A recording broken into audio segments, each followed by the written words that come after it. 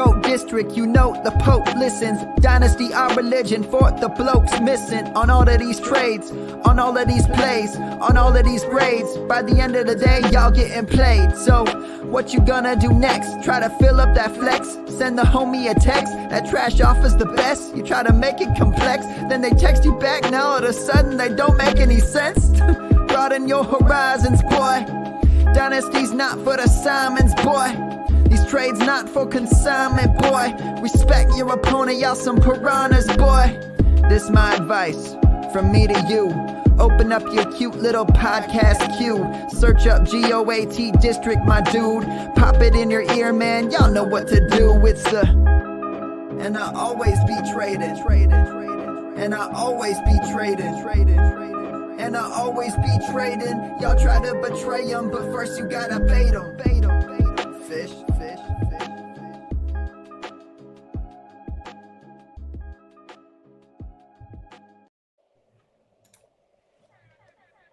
What is up, Fantasyland? I thought I'd try to pump everybody up because tonight's game's a little deflated. Hopefully we get some action we don't expect, but we're here to get you guys pumped up either way for week 6. We got some monster matchups. We got a monster guest. Theo's got a monster Drake. I don't know if it's a monster, but no, it's not. It's a very boring seltzer water. It's just the lemon lime flavor. I forgot mine in the fridge. I'll have to grab it. But let's get right to the goodness. Theo, walk this man in proper. He's a regular in the GOAT district. We love his work at DraftSharks. Get our man Jared in here. So I'm happy to have Jared Smola back in the GOAT district. He's been on a number of times. He's one of our favorite guests because he's very, very, very sharp in his process. You can ask Jared any single question. He's going to be able to answer it. He's very, very good with start situations. Some of his draft targets every year, if Jared puts the stamp of approval on a guy, that's a guy you really want to consider drafting. 2 seasons ago, the DraftSharks had their comeback player of the year was Cooper Kupp. That was very much Jared pounding the table for him. This season, there was a lot of love for Saquon Barkley in the DraftSharks. That was another Jared one. The DraftSharks have a number of very sharp guys. Jared is one of them. We've had a lot of these DraftSharks on, and it's tremendous every time we have one of the DraftSharks community in the GOAT district. So welcome back, Jared. Happy to have you on. Thanks for having me back, guys. Love getting on with you guys. I always learn stuff from you guys too. So love talking ball with you guys. Want to start out just quickly asking you, you've got to be super excited. You're up in Western New York. Bills playing the Kansas City Chiefs this weekend. Maybe the game of the year. What's your prediction for the game? Maybe give us your predicted winner, and also maybe a couple things for us to look for in fantasy. I think on paper the Bills are just clearly a better team, and I think the fact that they're favored in Kansas City is like, the Vegas bookmakers kind of saying that that's the case. Now, betting against Mahomes, especially at home, is a little scary, but I think the Bills win pretty comfortably, like maybe by a touchdown. That's what I predicted the other night. We all kind of went around the horn, and the Patrick Mahomes stat is he's 6 wins, 0 losses, and 1 push as an underdog. Right. So I think the Bills end that streak this weekend. And then plus they have the short week, right? We got to remember KC coming off a bit of a short week, a big game too. Devontae Adams pushing reporters around and stuff. So it's pretty messy in that game. That game was wild, right? That was fun. We also asked a couple of questions. Basically, with this game, most of our Kansas City and Buffalo players, it's pretty much auto starts. It's easy to figure out. The one player who's had weird splits this year is Devin Singletary. He's had 2 big games, well, relatively big games, and they were both in games where the Bills went right down to the wire. It was the Miami loss, and it was the Baltimore win. Devin Singletary helped you a lot, especially in the Miami game. He had a career high in receptions, and then the Baltimore game, he maybe gave you about 100 combined yards. Do you think he's a guy that we should have in our lineup every week, or are you trying to use him as a matchup-based play? So to me, the snap rate thing, how his snap rates have been down in those few games, to me it looks like that's clearly because they were blowing the opponent out in those games, and they just pulled him. They pulled Josh Allen in both the Titans and Steelers games as well. So I'm not sure it's like, only play Singletary in games that are super close. Like, I think as long as it's not a blowout that he's going to be, a 70, 75% snap rate guy. So, this is obviously a great spot for him. It obviously should be a competitive game. The Chiefs are 29th in adjusted points allowed to running backs. So I have Singletary ranked like RB 22 this week for full PPR. So I think in most cases you're going to be starting him. Yeah, I know we're big fans of Devin Singletary on the GOAT District, and it's a guy we usually try to break ties with. There's a couple guys in that game that are younger players. We saw Khalil Shakir break out last week. He looked very, very good to me. Sky Moore is getting a little more playing time. And then the two young running backs, James Cook and Isaiah Pacheco. If you could pick one of those guys to have on your 20-man roster leagues just for the rest of the season, which one would it be?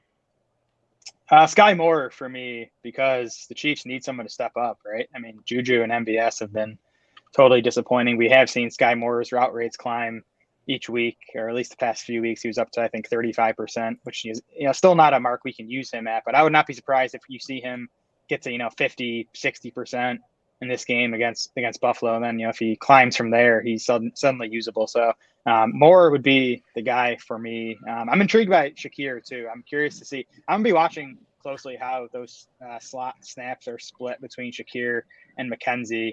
A week ago I kind of thought McKenzie, once he cleared the protocol, would be the every down slot guy, but Shakir looked so good in that game last week. And Allen made that one throw down the seam to Shakir, like that's a trust throw that Allen clearly showed, like he trusts this rookie already to make that back shoulder throw, a couple defenders around him. So I think Shakir, might stick into a pretty big role the rest of the way here. Yeah, JD, a lot of people have been on the Sky Moore response. It's the obvious one, but I think Shakir is like the sneaky one. And so let me ask you guys this. I'm in the I've got one of these triflex Dino teams that are not doing too well right now. So I'm being offered. I've got Brady as a quarterback, and I put it out there that I might be looking at some Reno moves. I'm being offered Shakir and a third for Tom Brady. This is super flex, triflex. Do you think Tom Brady's playing next season? Probably not, right? I guess. Well, that's what it would come down to for me, because I feel like in the triflex format where you're a super flex, Brady's always kind of underrated. I guess the question is, can I get more? That's it. Or would you try to get more? That's the question, I guess. Shakir in a second. Now you're talking, because that second's going to be pretty valuable. What do you think, Jared? Yeah, I think I'm with that. Shakir in a second would be enough to get it done. JD, did you say, is that team competing, or is it more rebuild?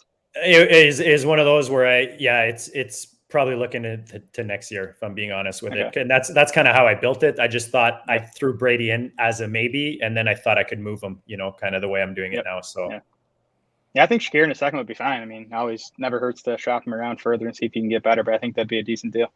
Nice. Brady it's always somebody just steals Brady in these dynasty leagues for like nothing because he's so old, and the calculators just can't understand him. It's like the one guy that just breaks the calendars. They're like, he's worth literally zero because he's 45. Keep the games going. Let's start with tonight. Tonight's kind of let's call it an underwhelming Thursday night game. None of us would pick this game if we were going to pick the one game to have in prime time. I mean, tonight should be Buffalo, Kansas City. We would all be tilting out. I know. It would be incredible. The whole country would be watching. But tonight, there'll be certainly a lot less eyes on the Commanders Bears than the Chiefs Bills. I asked this question to Mike Leone earlier. How concerned should Terry McLaurin managers be right now? He's wide receiver 31 on the year. Mm-hmm. The Washington Commanders have the third most pass attempts in the entire league, and McLaurin hasn't had a double-digit target all year. Where are you at on McLaurin, and how concerned should people be? Yeah, 16% target share for McLaurin, I think it is. He, like you said, he's wide receiver 31. He's actually overachieved based on his usage. He's not even wide receiver 31 in terms of expected fantasy points based on the targets and where they've come. I'm concerned. I mean, Carson Wentz seems like his first and second read is Curtis Samuel, and I just haven't seen even. I mean, last week was a ideal spot for Terry McLaurin. No Jahan Dotson. A Titan secondary that's bad and has especially struggled against deep passes. I played McLaurin all over my DFS lineups. So tilting to see De'Ami Brown get the two long touchdowns. I consider McLaurin a wide receiver 3 going forward. He's not useless, but I don't think he's going to pay off his ADP. JD, wide receiver 3 for you, McLaurin? Yeah, it's tough, man. Every time we talk about the Commanders, I just think, I don't know about you guys, I just think about how many drafts this offseason you saw Curtis Samuel at the bottom. Ugh. And I remember thinking, I'm going to fucking regret this, not taking him every single time. And sure enough, he's popping. So, yeah, McLaurin, I mean, I was never totally on him just because maybe it's the Washington. Obviously, he's talented. I just don't like the situation there. And now you got, I hate to use the pun, but more mouths to feed, right? Because Samuel becomes a factor. You've got Dotson. You've got so many factors there. It's for the price he was going at, especially. I think you got to be disappointed. Maybe he's a buy low. I don't know. Going in the second half of the season, especially Theo says they're 3 at chucking the ball. So that's eventually it's got to go his way. So for me, like I feel like I don't know. I agree with Jared. Like Curtis Samuel seems to not only have Carson Wentz's eye, but it seems like the coaching staff wants to use him. It's the low ADOT looks, the manufactured rushing. Good thing. Nothing bad happens when you get the ball to Samuel. So it's kind of a little bit risk averse. Well, they paid him 2 years ago, didn't they? And then he got injured, right? So they still want to reap off of that investment, and that's where I think now on top of that he's gelling, so it's hard for the other guys to get in there. It's Ron Rivera's guy. Keep it going here. Write down the games slate. San Francisco goes into Atlanta this weekend. 49ers are 3-2. Falcons are 2-3. One thing that was kind of interesting last weekend was the use of Tevin Coleman. Seems like Jeff Wilson's snaps went down a little bit. Do you think that this is something you're going to see where they're trying to work in a second running back, either Coleman or, when Davis Price when he comes back, or, Elijah Mitchell down the way? Do you think that's something that they want to do in San Francisco? Yeah, I actually landed a ton of Tevin Coleman and waivers last night in FFPC. Actually, more than I thought I was going to. I didn't really bid aggressively for him, but I got him a bunch for like $40-$50. He looked good to me last weekend. Maybe it's the fresh legs thing. Like, it was his first game of the year, but he looked good. He's obviously familiar with the system.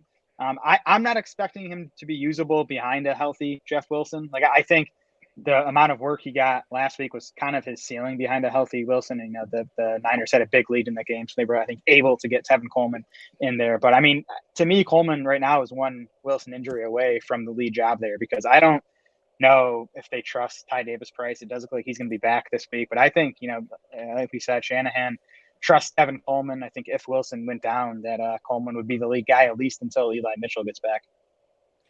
Yeah, and one thing about Wilson, he hasn't ever played more than 12 games in a season. So I get that he looks really, really good. Question for you both. Do you think that it also, mixing in the second back, kind of affects Deebo Samuel getting the manufactured touches as well, or is that something to worry about for Deebo managers? Yeah, so he only has 2 carries in each of the last 2 games now. Now, I don't think that's the worst thing in the world. Like, we want him getting targets more so than carries, and I think he's at less of an injury risk getting targets than running up the middle. So I don't think it's a bad thing. I mean, Samuel's sitting on like a 26% target share or whatever, so he's getting good volume in the passing game. I'm fine with it. I mean, give me 1 or 2 carries out of Deebo. I don't really want him carrying 8 times a game. And let's remember, it's not like Kittle's getting too many of the targets, right? So that shift that you're talking about, Theo, it totally makes sense, right? Running back comes in, especially they got someone fresh like Coleman. Now they don't have to throw Deebo in as many big contact situations, which they're going to try to avoid after all the money they dumped on him. So I think that it fits perfectly with what you're describing. And that's probably why, unfortunately you hope Kittle comes back this season. What do you guys think with Kittle? Is he dead? Are we going to see a shift back to Kittle? What's the deal with a top 3 tight end coming into the season? I'd consider buying low on Kittle right now. And I was lower than consensus on Kittle preseason because I had these volume concerns. Well, let's give you some props real quick, Jared. The tight end that you encouraged people to draft this summer when you were on the GOAT District is another Jared Smola hit. It was Dallas Goedert. You were on him. Adam Krautwurst was on him, and Matt was on him. The DraftSharks were all over Dallas Goedert, and you guys should get some credit for that one. You had Dallas Goedert ahead of George Kittle in your rankings when almost every other website had the flip side. So you guys should get a nice little hat tip for that one. Yeah, it's been nice. I've had plenty of misses, but Goddard's been a hit. But yeah, don't talk about the misses. Don't talk about the misses. I won't. Kittle's route rates have been where we want. He's been at 86% of the routes in all 3 games. So his problem has not been that he's blocking too much. he's out there. He just hasn't seen the targets yet. I think he's seen like a 17% target share, whereas in the past he's been like, 21, 22, 23%. I think that'll come around a bit. Like, I'm not sure he's going to get back to 23% target share, but I think he's going to get more volume if he continues running those routes.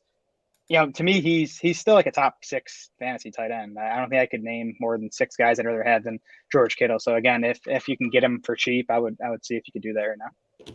And everyone else been so disappointing that there's a lot of opportunity for him to move up. So exactly. Yeah, and I think that Kittle also leaving the very bad taste in people's mouths, where it was the Rams game, it was the national game, and everybody was expecting more, and that getting the low fantasy total. I think your buying window is still there no matter what happens, at least unless he has a smash game to kind of offset it. I think people still remember that one really bad one. Quick thoughts on Tyler Algier. Last week he got 14 carries. He's a little bit boring. He didn't get a target. He faces another difficult defense this week in San Francisco, but they're in Atlanta. Do you have any hopes for him, or are you kind of just a little bored with him? Yeah, I'm not excited about Algier. I think he's an unexciting player in a bad offense. That's it's still a 3-way committee there, right? Caleb Huntley got involved, Avery Williams got involved, stole the touchdown. I would hope he could do better than Algier. I mean, he's like a low end RB3 to me. I'd rather start Brian Robinson tonight than Tyler Algier on Sunday. Yeah, I'd rather start a lot of these RB3 types. I'd rather start Rachaad White. I'd rather start like a number of these guys. And I think also Algier gets a little more credit in the fantasy community because he's got the cool last name. If it was like Tyler Jones, nobody would be that excited about him. Totally. That's funny. New England, Cleveland this weekend. David Njoku has started off at a tremendous pace. We had Biplop Mandel and Billy Wazowski on this past week in a high-stakes roundtable, and David Njoku was mentioned as a potential top 5 tight end when we ranked the rest of the season. What do you think about Njoku? Can he keep up this torrid pace? Do you think there's a chance he's a top 5 tight end this year? I'm looking right now. I mean, I have him tight end 7 for the rest of the season, so it's close. He's 8th among tight ends in targets. He's 10th among tight ends in pass routes, and the guy looks freaking awesome, right? Like he's a big play tight end. There's not many of those, so he doesn't even need a ton of targets to pay off. So I think if you have Njoku, like he's just your every week starter. JD, not too much Njoku? No, I mean, he was a guy we liked late when he was going late. And then as we got closer to season, he was boiling up those draft boards pretty quick, just again, with the way the position sits. So you're getting your value, you know what I mean? And there's still upside left there. This offense is definitely more high powered, I guess you could say, than we thought with Brissett at quarterback. So, and Njoku's going to be there, especially for that shorter passing game, right, that you expect from Brissett. So I think that's a great opportunity for him. And the dude's talented. So it's nice to see him actually finally break out. Yeah, not too many tight ends are giving us a 20% target share like almost every week. So Njoku's pretty safe right now too.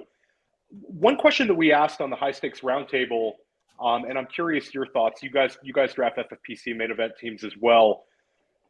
This year, Amari Cooper is wide receiver 15. It seems like he's the 22 version of 2021 Brandon Cooks, kind of an older wide receiver who we let slip in drafts because we didn't like the offensive situation despite his previous fantasy success. Do you think that Cooper keeps it up and finishes as a wide receiver 2? And is there any lessons learned for you in terms of Amari Cooper, like how maybe the community should have seen him in this situation a little bit different? Yeah, I think wide receiver 2 is doable. He has seen massive target shares. He's seen a 35% plus target share in 3 of his 5 games this season. And I think that's going to continue, right? Because I mean, it's kind of him and Njoku in that passing game. We'll see what Deshaun Watson means when we get him for the final third of the season. But yeah, I think wide receiver 2 production is doable for Cooper the rest of the way. I guess Cooper was a guy that would always show up higher in my rankings than I wanted him to, because our rankings are fueled by the projections. And when you sat down and did Browns projections, you kind of had to give Cooper a big target share. So he did come out pretty high. I wish I had drafted him more than I did. So I guess that's a lesson learned for me, is kind of trust the target shares more. I think the other thing too, though, Jacoby Brissett's just playing better than I expected him to. So I think that's obviously helping Amari. We had in Vegas, it was the last draft of the year. I remember this. I have a team that's doing pretty well in the NFFC primetime that I drafted. It was the 7 p.m. Saturday night draft. And I'm sitting there with my buddy and we're drafting. It's a very difficult room. Wide receiver gets crushed. It's the end of the 6th round. Amari Cooper had been falling to like the late 7th all weekend. You saw him go in the 8th round of some FFPC main events. And I'm like, the wide receivers I had to push him up. And I took him. And I was so upset about that decision. And it's like all of the, I guess I'm forced to take them guys are all hitting. You could have a really nice team right now with just taking Amari Cooper, Tyler Lockett, Josh Jacobs, and Miles Sanders, and just saying, I guess I'll take those guys in rounds, 6 through 9 every single round, But I think my takeaway, and we kind of talked with these guys, was I think maybe we were a little too upside focused in some of these rounds, and we're kind of ignoring these guys that are kind of safer, boring plays that, have passed the volume. Yes, that's totally it. By the way, my guy that didn't feel good to draft but's paying off is Tyler Higbee. I have a ton of Tyler Higbee. I hated it every time, but it's looking good now. You're looking fantastic with the Higbee one. Do you think he'll keep it up? I mean, he's like Higbee seems so safe right now. He's like Dalton Schultz last year. Oh yeah. I mean, he's leading tight ends in targets. I mean, he's benefiting from the fact that Allen Robinson is dust. There's no one else there. It's Cooper and Higbee. I will see maybe Van Jefferson when he gets healthy, becomes more of a thing there, and that hurts Higbee a little bit. But I think Higbee's going to be at least top 10 guy the rest of the way. Yeah, it's like how can they go away from him? They don't have the weapons, and that's one of the safest things for Stafford is just to pass it to Higbee. So yeah, we got a quick question from 1912 asking about Andrew's favorite after La Quinta, Hunter Henry. So his route rate spiked last week, but that was without Jonnu Smith. I'm not sure if Smith's going to be back this week, but as soon as Smith is back, I'm still kind of sour on Hunter Henry, I guess. I added a couple of Hunter Henry shares. Actually, in NFFC, I had a couple teams really hurting at tight end. I thought he looked pretty good this past weekend. So I'm interested to see kind of where that goes. But there's one Patriot we have to ask you about, and it's Ramandry Stevenson. This past weekend, he had 161 yards rushing. He looks fantastic. Do you think that it's like Ramandre season and he's going to keep just smashing, or do you foresee the Patriots kind of getting back to their old ways and trying to get some touches for these guys like Pierre Strong and whoever runs as the number 3 back? I think Stevenson's going to smash probably until Damian Harris gets back. Maybe if Ty Montgomery gets back, he might take over passing downs again. We'll see about that. They called Kevin Harris up from the practice squad today, so it's going to be those 2 rookies behind Stevenson on Sunday. I don't think anything with JJ. Not to interrupt you, but so it's going to be Harris ahead of JJ Taylor. That's confirmed? Because I saw the Pierre Strong stuff. Yeah, they called up Harris today, so unless they're also going to call up Taylor later in the week, but I kind of think it's going to be the 2 rookies. I was surprised. I thought they would call up Taylor over Harris, but I think Stevenson's going to get the vast majority of the work in that backfield on Sunday. Yeah, I added a bunch of Pierre Strong in waiver wire runs for not too much, but I kind of liked his profile. We liked him a lot as a prospect. We talked about him in like the dynasty focused rookie shows we had, and then we didn't love the landing spot. But what are your thoughts on Pierre Strong? He just had a disappointing August, right? I feel like he was like, in the doghouse. I think he was hurt for part of August. So, I mean, it's encouraging that, he was the other back on the active roster to begin with. I think he's most likely to, get the touches behind Stevenson on Sunday. But again, I'd be surprised if he got more than like 5 or 6 touches out of Pierre Strong this weekend.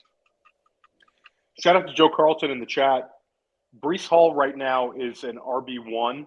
He's RB9, and Damian Pierce is RB10.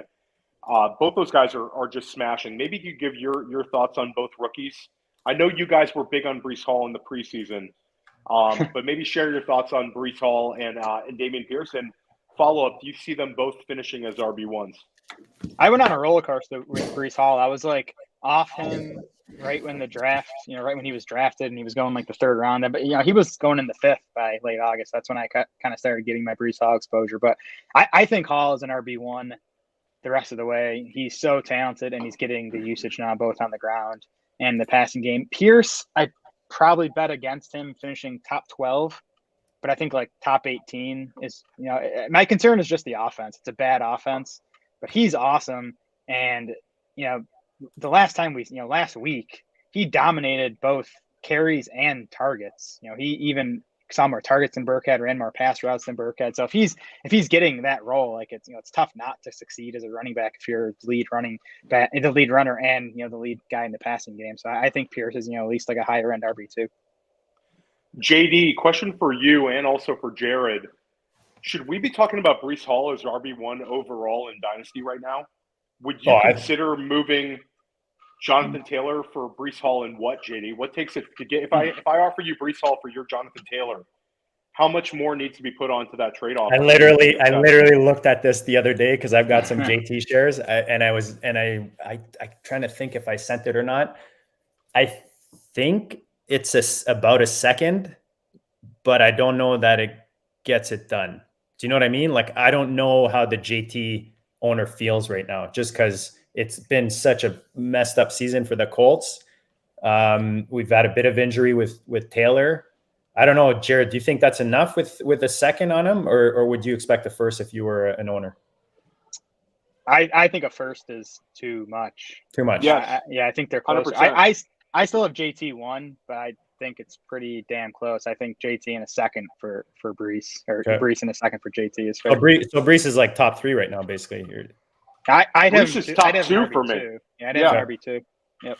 Nice. So my point with Breece would be, like, it's the receiving ability for me. Yes. The guy is like, the one thing about Jonathan Taylor, like, Jonathan Taylor is a capable receiver, but Breece Hall looks like a guy who could catch 80 passes if everything breaks his way. Yep. And they're throwing to their running backs in that offense, which is beautiful. You know what I mean? You've got a rookie running back coming in, and now he's got that 3 role. So now does Carter now take a back seat? Is this where we kind of see that shift kind of complete, where Breece takes over very soon? Yeah, I mean, Breece has already taken over in my mind. Like, Carter's not going away. He's still going to mix in, 30, 35% of the snaps and get a handful of touches. But I think Hall's the guy going forward. Yeah. Yeah, Carter vultured him this weekend, or it would have been a ridiculous stat line for Hall. One more rookie that came on in. It was disappointing for Rashad Penny managers, especially after 1 week after his huge game. But this is the life we've chosen, so to speak. And he's out, and Ken Walker is in. Yep. Ken Walker looks terrific. They were already trying to feature him in like a receiving role, even when Penny was there. Mm-hmm. What's your thoughts on Ken Walker moving forward? And then maybe rank the 3 rookie running backs who you'd like to have for the rest of the season. Rank them. Yeah, I mean, Walker might now be in a better role than Penny was, right? Because like Penny had Walker and DJ Dallas or Travis Homer to deal with. Now it's just Walker and Dallas for now until they get Homer back. So yeah, that is the question with Walker, is how big a role he'll play in the passing game. But I'm confident he's going to be a voluminous and effective runner. I mean, he was an elite rushing prospect, I thought. And, the Seahawks O-line's been better than we thought. The offense in general has been much better than we thought. So it's a really good spot. For those 3 rookies rest away, it's Hall pretty easily for me. Then I would lean Ken Walker over Damian Pierce. I think Pierce might be in the slightly better role, but I think, Walker's in the better offense, and I still think he's a better player. JD, Ken Walker or Damian Pierce, if you had to pick one for your team's rest of the season? Probably Walker. I'm just trying to look. Where was Pierce taken? Third round, right? Pierce was a 4th round pick. 4th round. So that to me, that's where the difference comes in. Everything else put aside, you're talking about a 2-round difference with capital. So usually the running backs in the first 2 rounds are going to get more opportunity. And now we're seeing it. If he performs, man, he could be a beast. Yep. One guy who has not been a beast lately in terms of his usage and disappointing is A.J. Dillon. He was non-existent in the London game. The opening game of the year, Dillon had fantastic usage. The second game of the year was okay, and it's kind of gone downhill. Are you concerned about Dillon here, or do you think this is something they're just going to get right this weekend against the Jets? I'm concerned because I think Aaron Jones has looked much better all season. So I wasn't totally surprised to see the, kind of shift in workload in week 5 there. Dillon played just 32% of the offensive snaps in week 5. And you mentioned, he had the great workload week 1. since week 1, A.J. Dillon is 40th among running backs in expected fantasy points. So he has not been getting, high value touches lately. So I don't think it's going to be as big a split as we saw last week where it was, like 70-30. But I do think Jones is going to be the clear lead guy there the rest of the way. And I'd probably consider Dillon an RB3 going forward. Yeah, I think he's an RB3. I got to use him in some spots still, but it's been difficult sledding because a couple of these teams were like monster 0 RB type teams where maybe you drafted a Kelsey to go with some very good wide receivers, and then you expected Dillon to give you – yeah. I mean, I expected Dillon to be a potential top 15 running back, especially with the problems at wide receiver. So he's been one of the guys that has maybe had some of the most disappointing usage at running back. JD, we have him on a main event. Yeah, I was going to say if we that's definitely so far one of our misses is AJD. We just thought he'd be more dominant, I guess, in that offense. I don't know if we just thought Jones might get injured or I don't know. Now you look back and you think, yeah, with Jones there, it's always kind of hard. But I do want to ask Theo. You seem like you have a comment. I do want to ask Jared and Theo, the LA Rams running back, the backfield. Can we play either of these guys right now? Is it just a complete mess? What a disaster, between these two. Neither guy looks good. The offensive line sucks. The offense sucks in general. By the way, they mixed in Malcolm Brown last week too. I would not be surprised if he starts getting more and more playing time if Akers and Henderson continue to disappoint. So I would try to stay as far away from that backfield as I could. Yeah, it's terrible. You can't use anybody if you're gonna use a Rams running back. To me, it's the emergency one is Darrell Henderson. You playing Tevin Coleman or one of the Rams running back? I'm playing Darrell Henderson over Coleman. Darrell Henderson will at least get some targets. He had maybe 4 catches this past weekend. They didn't let him run the ball at all. It's super, super weird. Just getting back to the one argument I'll make against Aaron Jones, and he looks better. I'll give you that. But for his career high in carries is 236, and then he's never had more than 65 targets. So I think that they need to, for their team to be as good as it's going to be when the playoffs come around, they've got to get Dillon back going again. Yeah. It's kind of funny. You'd expect some of the Giants game would have been a perfect Dillon game if they would have just followed the script and stayed up from halftime on, and we could have gotten a full fourth quarter of him just running it down their throat. But it's definitely a tilting one. I think I'm halfway just trying to talk my Dillon shares back into existence. No, I mean, I think you're right. I think the Packers' plan to start the season was for it to be like a 50-50 split. But I just think, again, I think Jones has just outplayed Dillon. So at some point, they just got to be like, we got to start giving Jones the ball more and Dillon a bit less. One guy that we're excited about in the GOAT District, I know I'm super excited about him, is Alec Pierce. He broke out last Thursday night. They play the Jaguars this week in Indianapolis. A little bit of an early revenge game for JD's Colts after the loss earlier in the year. What's your thoughts on Alec Pierce? Do you think he can be a wide receiver 3? And does it concern you for Michael Pittman teams to have another wide receiver getting, let's call it 6 to 8 targets every game for Pierce? Yeah, I was a big Pierce guy too. Coming in this season, so happy to see him doing this. I mean, to me, the concern is Matt Ryan. And I guess the offensive line too, and just that offense in general. Like, I don't know, can that offense support 2 top 35 wide receivers? I'm not sure. I mean, I still think Pittman's the guy I'd rather have the rest of the way, but I don't think the gap is that big. So I guess I'd consider Pierce like a wide receiver 4 at this point. Maybe he can creep into wide receiver 3 territory, but it's definitely exciting. Pierce has seen more targets per route than Michael Pittman has. Pittman's just run a whole bunch more routes than Pierce, but I think Pierce is going to keep climbing as far as route participation goes. Yeah, no, for sure. We like him a lot, and you could see his role grow. And if all he needs to do to really smash is start getting more snaps than Paris Campbell. Oh, my God. Because right now he's got the Paris Campbell block on him, which is weird. But Paris Campbell won't go away with his coaching staff, and it's just like – Don't do that. Don't do it, Theo. Don't compare him to Paris, please. Paris Campbell, I know 2 games ago, Paris Campbell was so far ahead of him. And then last week, it tightened up a little bit. So that's one thing I'm going to look for this weekend. Do you have any concerns about Christian Kirk on the other side of the field? He had such a great start to the year, and then last week he kind of had the dud. And they didn't really target him. It was a weird game script. Right. Last week was the outlier. I think he had a 6% target share last week. Yes. He had been 20+% in each of the first 4 games. So I think the volume's still going to be there. The issue for Kirk is Trevor Lawrence is just so inconsistent right now. Right. He's had like a couple of really good games, a couple of duds. So that's going to hurt Kirk on occasion. But I do think he's going to see enough volume where he's a guy you're just going to want to stick with in your starting lineup most weeks. Yeah, it's so weird to go from like 30% target share to 6. Yeah. Especially when he's in the slot. It's very odd. One guy JD and I were talking about in the pre-show that we each have a number of shares in Dynasty is Rashad Bateman. I also have a fair amount of him in redraft. He was your guys' breakout player of the year. I'm seeing some low Dynasty trades with Bateman right now. Do you have any concerns with him?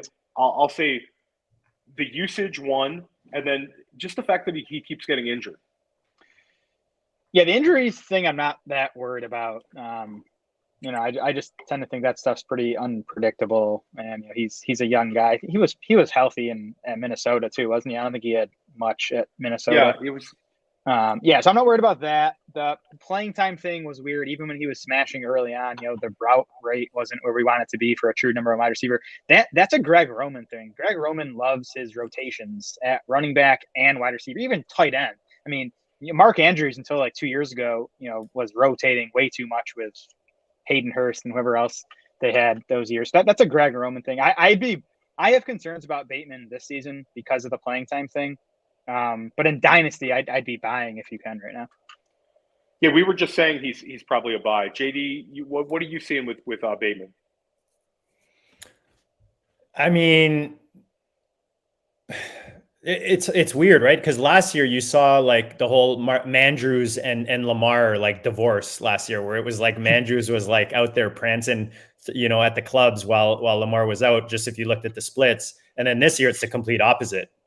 And is it just because there's not enough to go around? Is it because I don't know? I just feel like we're 6? We're going into week 6. I think it's too early to give up to the point where we're giving them away for cheap. Like I'm either holding on or I'm buying for cheap.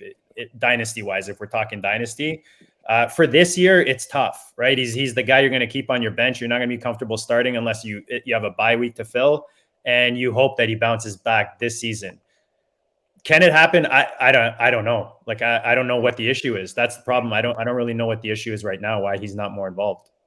One thing I think is funny is week 1, Duvernay had the 2 touchdowns, and everybody thought it was like fluke because he was his number of snaps was low, his number of routes was low, and we're like, oh, he's just a deep threat. But he's been great. And and last game they've also been using him in different ways, and it seems like his role is growing a little bit. And Duvernay looks like a thing. So I agree with you, Jared. I think he's probably a buy in Dynasty because I believe in his profile. And, at this point, we want receivers attached to Lamar Jackson at this point because he looks so good. Right. So I agree with you on that.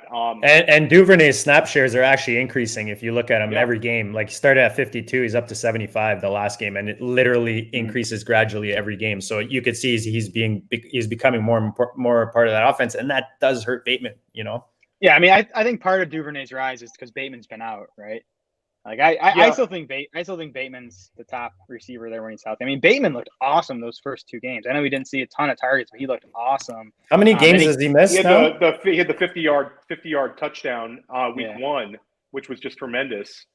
Right. But yeah, no, I agree with you on that one with the Duvernay Bateman. Oh, go buy Bateman. Go buy Bateman. Jared told you go buy Bateman. I love it.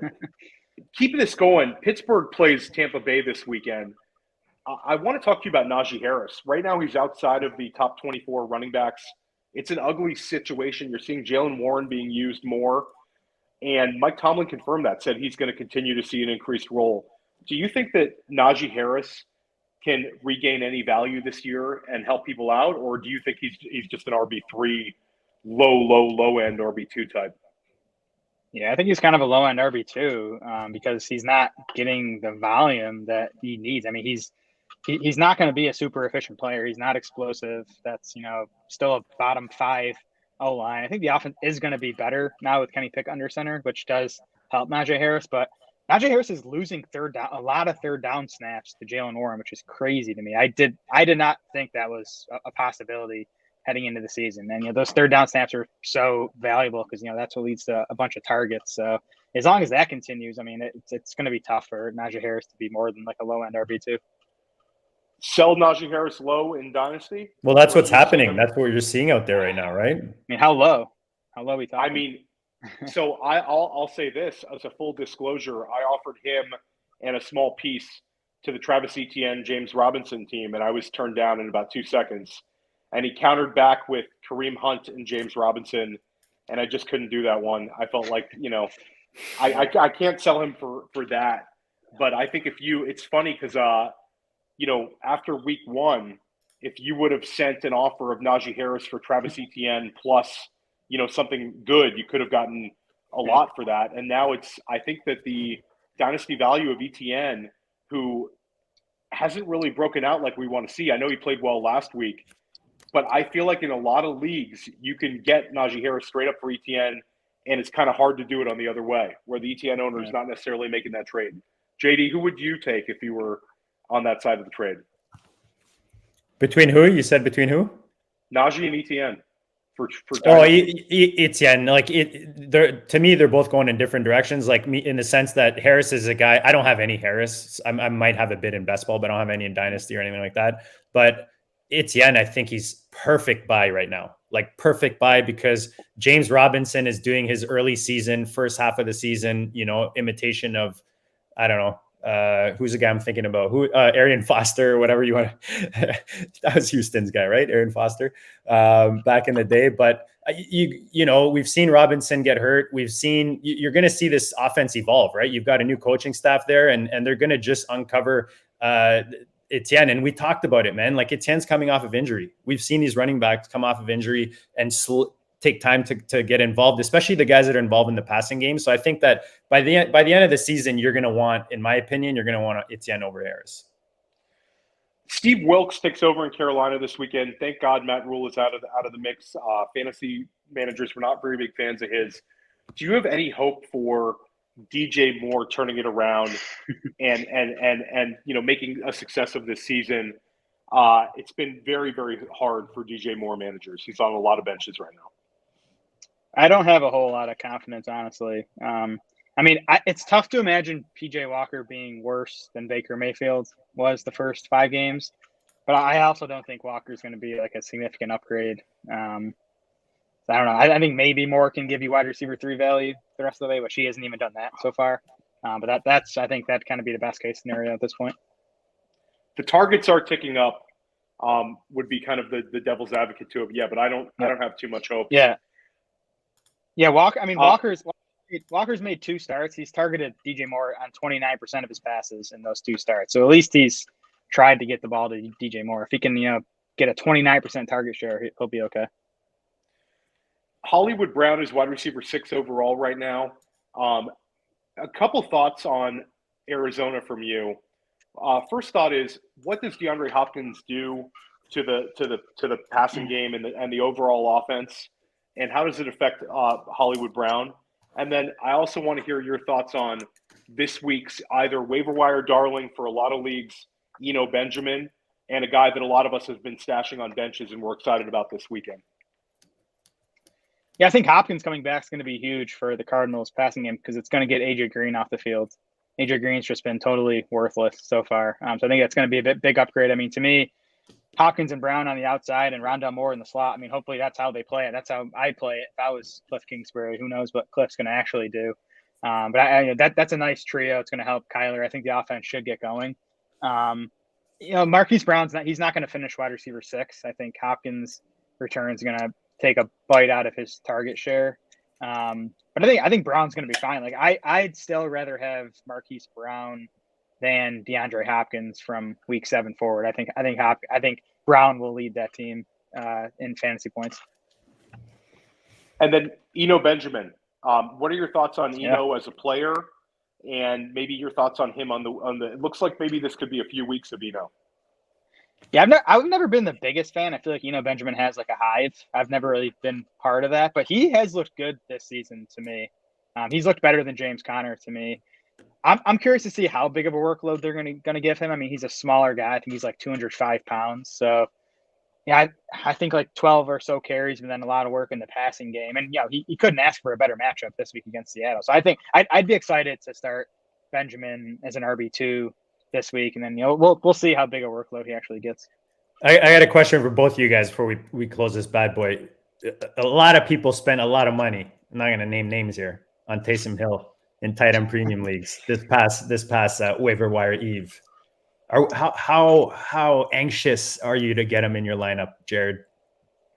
Yeah, I talked about this with Matt on our podcast today. I think I rattled off like 7 or 8 tight ends that I would start over Taysom Hill, and like that's it, because Hill has a floor of like 1 point, but he has a ceiling of 30 or whatever he just scored. Yeah, and like every tight end beyond the top 7 or 8 has a floor of like 4 points. So I'm giving up like 2 points of floor to get that massive ceiling. I'll make that trade every time.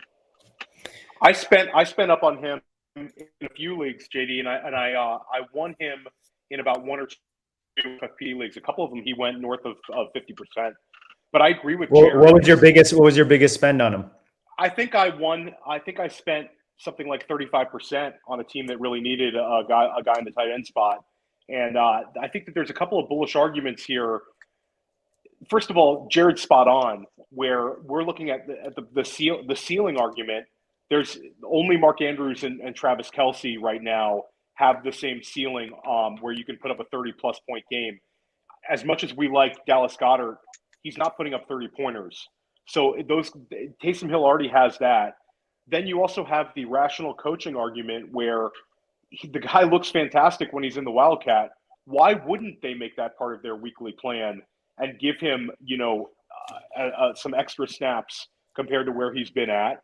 And I think that it's kind of a weird situation where you need to be willing to take a zero in your lineup, but the tight end spot is so ugly, like Jared said, that why not put in a guy with a ceiling? So yeah, I'm with you, Jared. I mean, the guy's tight end 7 overall, and he's tight end 3 in points per game right now. So it is wild times. You playing him or Kittle, Theo? You want Hill or Kittle? I'm playing George Kittle. I'm not doing that. All right, Jared, remind the peeps where they can find all your greatness. We appreciate you hanging with us tonight. We'll close this bad boy up. Yeah, all my content and rankings are on DraftSharks.com, and then you can follow me at SmolaDS on Twitter. Awesome. Theo, you rocked the questions. Dude, you rocked it today with Leone. Guys, if you did not watch Theo's show, his press coverage today, one-on-one with Mike Leone, go check it out from ETR. And what do we have coming up, Theo? So Monday night will be on another tailgate with Vlad Sedler, who's a very, very sharp guy from FTN. High stakes people know him. He does the Fab Whisperer article on FTN, which is excellent. He's also a very well-known high stakes baseball guy. So it'll be good to have him in the district for the first time. And then Tuesday night, we're going to be joined by Josh Larkey of the 33rd team, who's been in the district a number of times, a friend of ours. And we're really excited to get a chance to talk to Josh on Tuesday.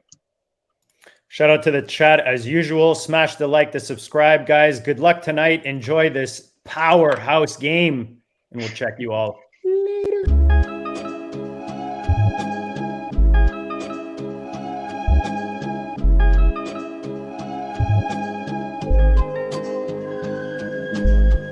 Go district, you know the Pope listens. Dynasty, our religion, for the blokes missing. On all of these trades, on all of these plays, on all of these grades. By the end of the day, y'all getting played. So, what you gonna do next? Try to fill up that flex? Send the homie a text? That trash offer's the best? You try to make it complex, then they text you back. Now all of a sudden they don't make any sense.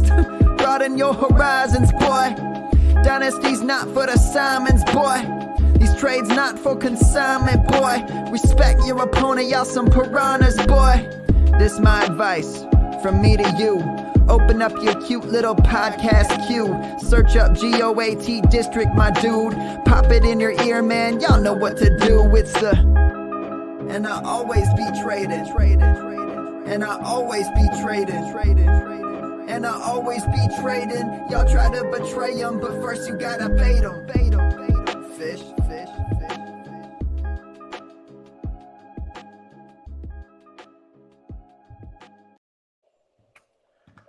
Awesome show, fellas. I think we got a question for every single game except for